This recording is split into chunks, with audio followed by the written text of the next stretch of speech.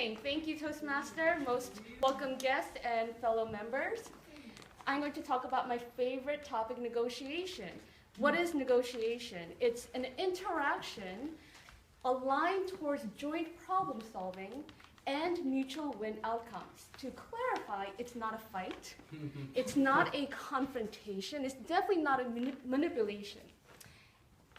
It's not a fight, like I said, it's more like a dance. And when you dance with a negotiation partner, I guess it's like this, your whole body must be aligned.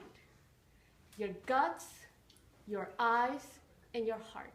And that's what we'll talk about today. So let's start with the middle of your body, the gut, which is a metaphor for your second brain or your subconscious mind.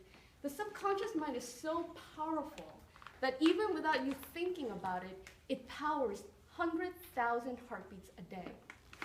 And it has a visceral impact on your daily life. Take, for example, have you ever been so anxious, so nervous before a big speech like this, a presentation, or you were so angry with yourself about something that you did or you didn't do that your stomach hurt? Yeah? Happens to me at least twice a month. So why does that happen? It's these self-limiting thoughts that are embedded in your subconscious mind. What can they be? I'm not good enough. I'm a fake and somebody's going to find out. When we let these self-limiting thoughts run rampant in our subconscious minds, they breed fear of rejection and judgment, which are the mortal enemies of effective communication and thereby effective negotiation. How do we work around this? 2 suggestions. First, let's acknowledge fear. We all have fear. You, your parents, your bosses' bosses, colleagues, friends, lovers, we are all afraid of something. So let's start by acknowledging it and accepting it for what it is. Then we gotta strengthen our weak negotiation gut. How do we do that? I do a plank. Oscar, my trainer, has been doing 1-minute planks every day. So similarly, you need to feed your subconscious mind with the strong conviction that yes, you can and you will improve things for the better by asking for it, initiating negotiation. So how do we change our subconscious mind? How do we make it believe?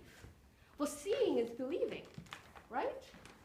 This brings me to the second body part, the eyes. You want your dance partner, your negotiation partner, to see this clear, vivid picture of how what you are offering will help both you and the other side get what you want. You and your other side both want something. And in the context of business and in work, we all have a couple of shared interests. What are they?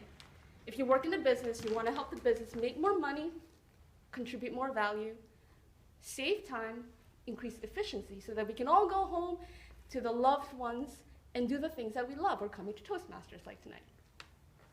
More specifically, talk about 2 pictures you want to paint in your negotiation partner's mind. The first is your past performance, and the second is your future potential. And you want to paint this picture with stories, with descriptions, with facts, figures, formats. And even more concretely, us business people, we're very busy, and we like visualized shortcuts for understanding complex ideas. We like graphs, we like charts.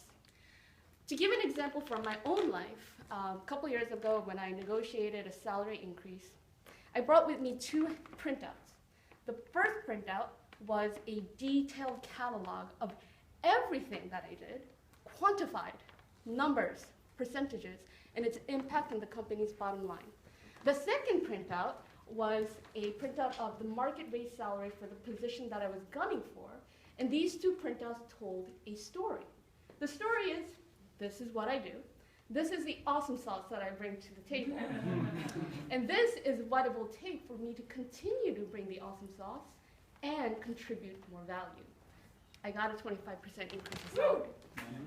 Now let's get to the heart of the matter. The heart is a container of human emotions. First, we must acknowledge that all of us are intrinsically emotional beings, men and women. And how do you want the other side to feel in this negotiation? Remember that us being emotional beings, we have emotional needs. Aside from like the very basic physical needs like shelter, food, water, and clothes, we have emotional needs like love, like joy, like connection, growth, and respect. So I want to talk about respect because this is very paramount in a business negotiation. You want the other side to feel like they've been respected. How can we do this? Easy. Make them feel like they've been heard. How can we make the other side feel like they've been heard? I have a suggestion. Actually listening to them. And this is something that we practice here every week. We practice active listening.